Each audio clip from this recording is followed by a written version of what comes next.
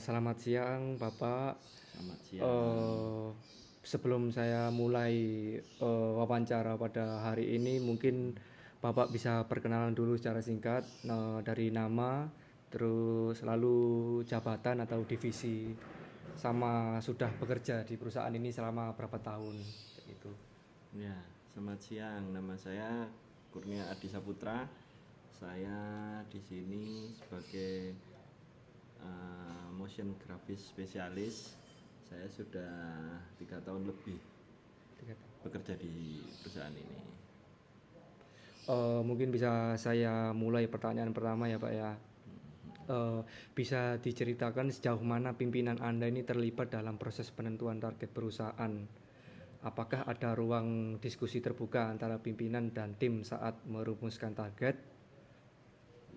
Oke, untuk habit di perusahaan ini kita memang ada weekly meeting yang di situ selalu dijabarkan eh, target target dari setiap tim, setiap orang.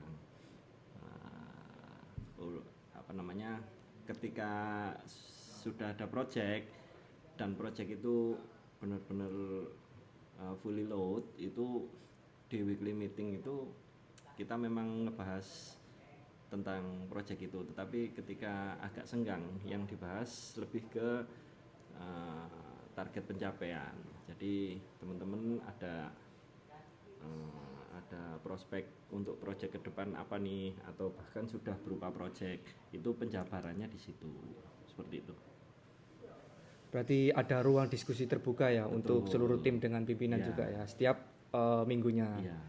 Lalu menurut Anda ini bagaimana cara pimpinan menjelaskan visi dan arah perusahaan kepada karyawannya? Apakah penjelasan itu memengaruhi cara Anda bekerja sehari-hari?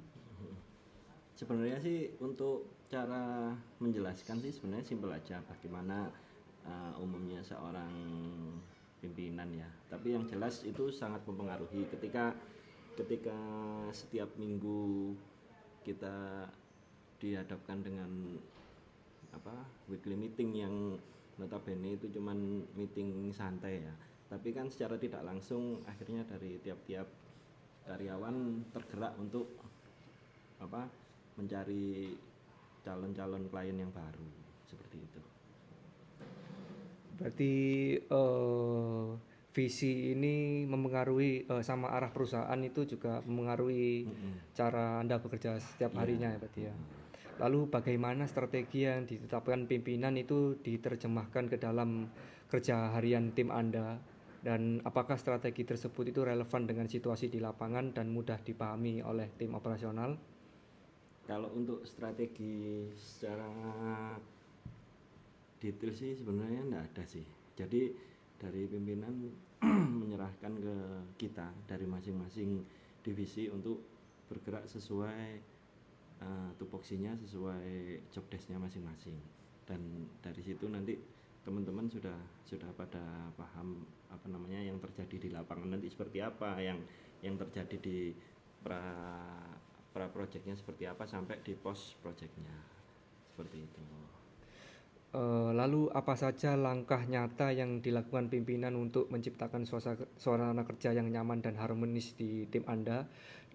Bagaimana pengaruhnya terhadap semangat kerja tim? Untuk ya selain selain apa namanya mengadakan weekly meeting, beliau juga lebih sering ngecek progres.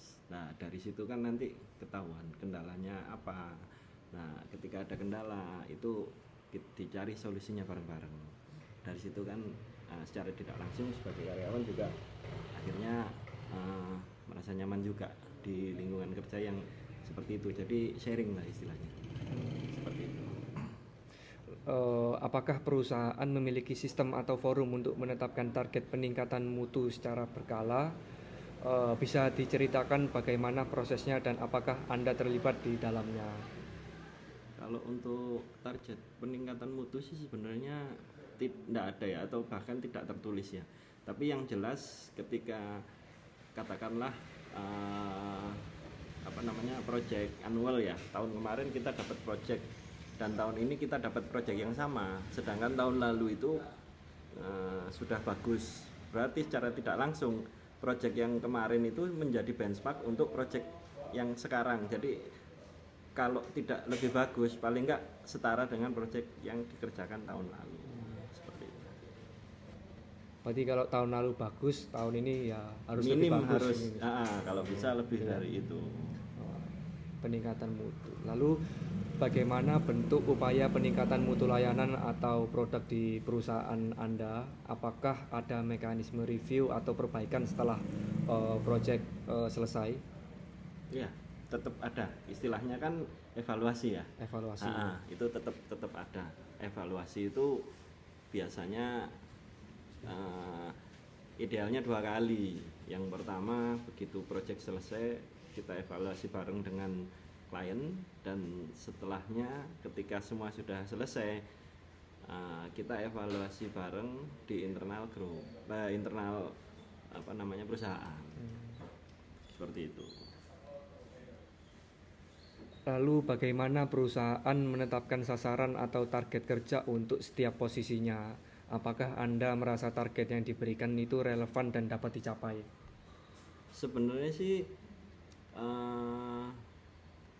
dari tiap-tiap divisi itu sebenarnya target yang ditentukan itu sebenarnya sudah cukup ini sih, sudah cukup relevan. Maksudnya kayak misalkan saya yang divisi non marketing, memang kita semua di target untuk mencari billing, tapi target saya pribadi atau kami yang di divisi non marketing itu berbeda dengan target teman-teman yang di divisi marketing. Secara dia sebagai ujung tombak, seperti itu. Sasaran target berarti setiap posisi beda-beda ya. Betul. Dan Anda merasa target yang diberikan itu relevan dan dapat dicapai ya. Lalu dalam penentuan sasaran kerja, apakah pendapat Anda sebagai karyawan itu pernah diminta seberapa besar pengaruh suara Anda terhadap keputusan akhir? Intinya sih semua nggak hanya saya ya, semua karyawan diminta pendapatnya, karena kan untuk kebaikan perusahaan ini sendiri gitu. Dan saya rasa sih komposisi dan sama aja sih, nggak ada yang ini harus lebih dominan, ini yang nggak, semuanya ditampung seperti itu.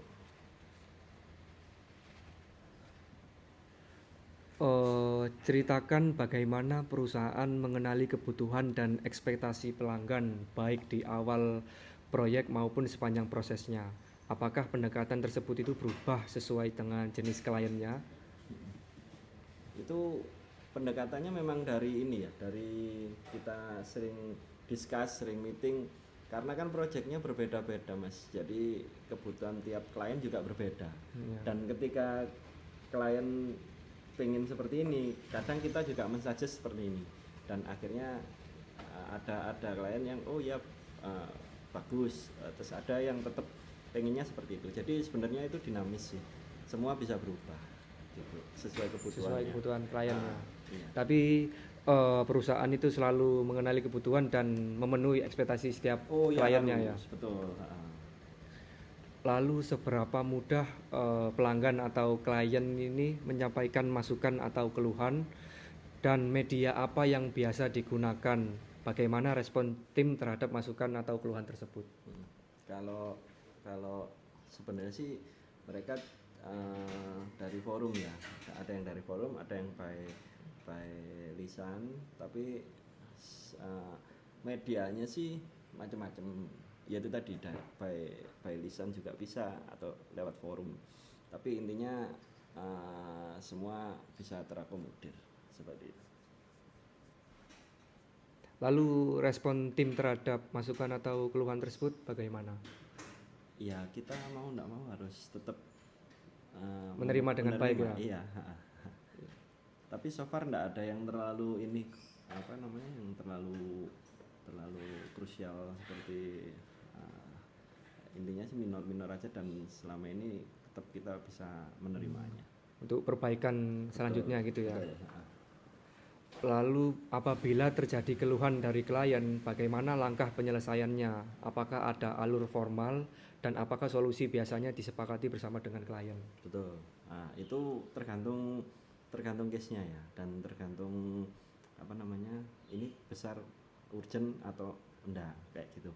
Kalau anggapannya, kalau misalkan enggak urgent atau minor, biasanya kita usahakan semaksimalnya, sebisanya, dan kebanyakan itu terwujud. Tapi kalau memang itu urgent dan itu benar-benar major, dalam arti ini enggak apa, karena kan terkendala dengan waktu kadang.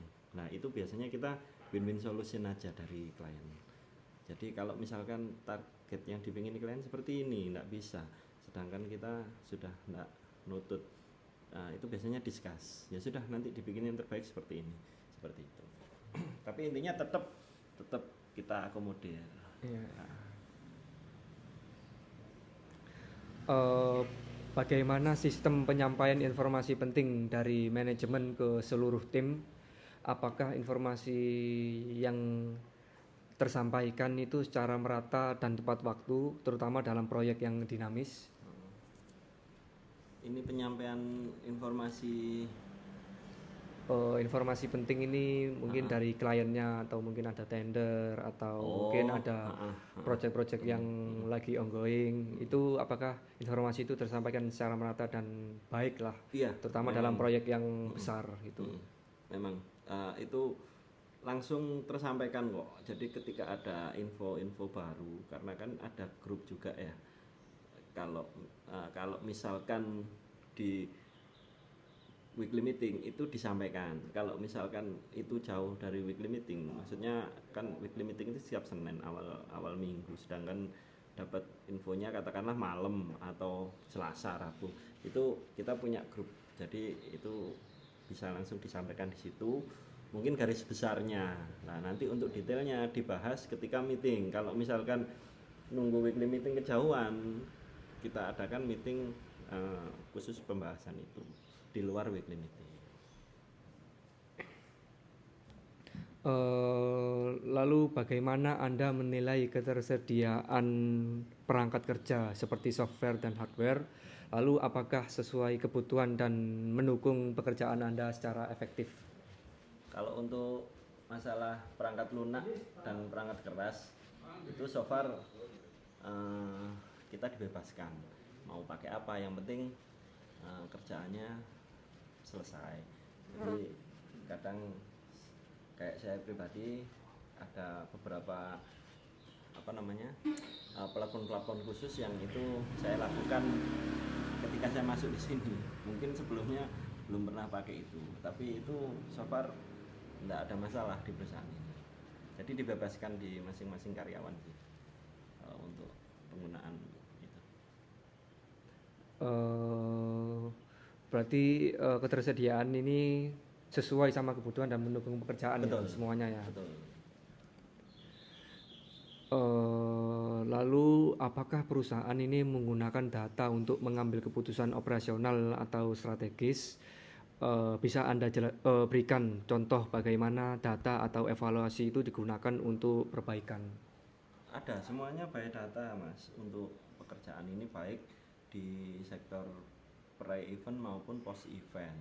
Kayak misalkan kita ambil contoh data, ini ada dalam, kita bahasnya dalam skup ini ya, apa namanya, event ya, karena ini kan perusahaan event. Katakanlah kita dapat event, tiap-tiap kelas di masyarakat itu kan beda-beda. Jadi misalkan kita dapat event, oh ini eventnya ini targetnya memang untuk segmen marginal, kelas menengah, bukan bukan bukan yang kelas-kelas high class gitu. Nah, itu kan kita juga by data, kita juga nariknya ini di konsepnya seperti apa, kayak misalkan nanti katakanlah apa namanya, gestarnya kita ambilkan dari genre dangdut misalkan gitu. Kalau misalkan naik kelas kita kasih dangdut, kadang mereka nggak mau lah. Kita taunya kayak gitu-gitu tuh dari mana? Ya kita punya data dari sepanjang kita berevent, bergerak di dunia event ini. seperti itu. Itu dari segi konsepnya, belum yang nanti dari manpowernya juga. Itu juga ada datanya juga seperti itu. Jadi misalkan uh, untuk maksudnya event yang Amazing Race, misalkan ada, kita harus membutuhkan plot-plot manpower di beberapa titik. Nah, titik-titik ini kan apa namanya, beda-beda karakternya lah. Kita juga harus naruh manpower yang benar-benar sesuai dengan karakter dari titik-titik lokasi itu. Jadi semuanya itu by data, ada datanya. Data ini juga digunakan untuk evaluasi itu, untuk perbaikan juga ya. Betul.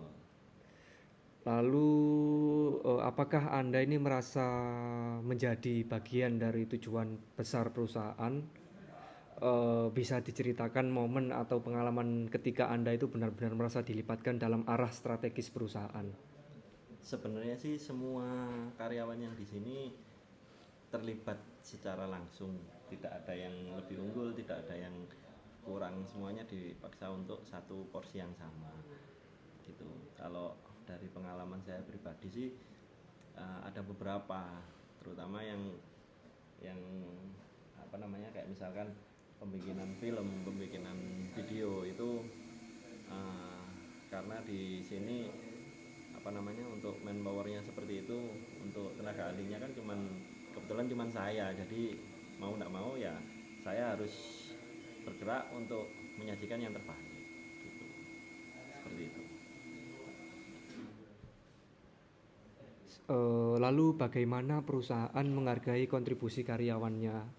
Apakah penghargaan tersebut hanya berupa finansial atau juga dalam bentuk pengakuan non material? Sebenarnya sih kalau untuk penghargaan itu macam-macam ya. Ada penghargaan berupa finansial, terus kalau untuk non finansial itu apa ya? Ya sama aja sih Mas, enggak ada rasanya. Ya mungkin karena kita memang itu pekerjaan yang harus kita lakukan gitu loh. Seperti itu kalau yang untuk non finansialnya. Kalau finansial berarti ada ya? Ada. Oh, lebih ke bonus gitu ya. Lalu apa saja pelatihan yang pernah Anda ikuti melalui perusahaan? Menurut Anda, apakah pelatihan tersebut itu mendukung peningkatan kualitas kerja dan pengembangan pribadi? Nah, kalau dari Pak Idam dan Pak Rizka, pelatihan yang diikuti adalah keselamatan kerja K3.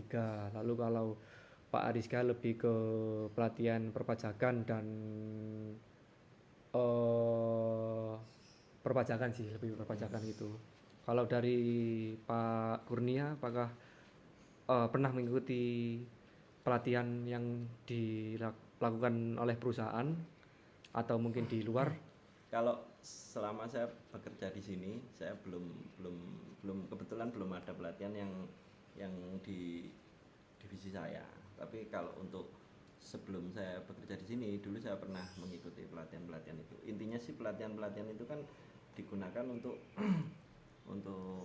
apa namanya, meningkatkan Kualitas kerja dan SDM itu. dan pengembangan pribadi ya. Betul. Tapi perusahaan support ya, maksudnya kalau ada pelatihan apa ya, gitu. Pasti, jelas. Cuma mungkin belum ada ya. Saya. Oh gitu ya. Apakah Anda merasa proses kerja harian di perusahaan ini sudah mencerminkan visi perusahaan? Bagaimana keterkaitan antara SOP, arahan manajemen, dan eksekusi lapangan? Kalau so far sih, kalau untuk SOP dan lain-lain, workflow ya ini berarti itu so far kita berjalan sesuai sih kalau menurut saya gitu. Sesuai dengan visi perusahaannya. Iya, Lalu untuk eksekusi lapangannya apakah juga sesuai dengan SOP, sesuai dengan visi perusahaan juga? Iya. Waktu ada ongoing event gitu? Iya, itu malah itu SOP pokok ya, yang memang harus dilakukan tupoksi lah istilahnya. Memang harus seperti itu. Iya. Jadi memang sudah sesuai sekali seperti itu. Bagaimana perusahaan ini mengelola aspek keamanan kerja, terutama saat menangani proyek besar atau teknis? Apakah standar keselamatan itu diterapkan dengan konsisten? Kalau untuk keselamatan kerja itu memang ada mitigasi-mitigasi yang harus kita laksanakan, terutama ketika berurusan dengan venue. Itu makanya itu selalu diterapkan di awal itu. Karena memang dari sisi perusahaan kita itu juga diterapkan keselamatan kerja. Bagaimana begitu pula dengan dari segi klien. Jadi sama-sama mendukung ketiga itu keselamatan kerja. Lalu untuk pertanyaan terakhir, Pak, bagaimana proses perawatan alat kerja dilakukan di perusahaan? Apakah ada sistem jadwal atau hanya dilakukan saat alat bermasalah? Ini lebih ke maintenance software dan hardware, atau mungkin kalau di event kan juga ada peralatan atau biasanya disebut equipment event lah, produksi atau barang-barang lainnya yang bisa dirawat itu. Untuk maintenance sih sebenarnya sebelum event itu kita prepare kan. Nah, prepare itu kita cek semua gitu. Ketika ada yang nggak proper atau rusak, itu segera bisa diganti gitu. Begitupun setelah selesai event untuk di manage masing-masing, dikembalikan ke tempatnya sendiri-sendiri gitu. Itu untuk pre-event dan post-event. Tapi untuk ketika senggang tidak ada event, itu biasanya kita tanggung jawab di masing-masing equipment yang kita pakai sehari-hari. Ketika itu ada masalah, misalkan error atau apa di komputer atau di apa, kita bisa langsung ngomong seperti itu. Jadi untuk maintenance tetap itu berjalan seperti itu. Kalau alatnya lebih ke tanggung jawab masing-masing, tapi kalau ada kerusakan atau kebutuhan biaya untuk maintenance gitu di-provide oleh perusahaannya. Iya. Berarti untuk perawatan dinilai bagus ya, untuk perawatan peralatannya. Iya. Mungkin cukup sekian untuk interview hari ini Pak Kurnia. Iya. Terima kasih atas waktunya. Sama-sama.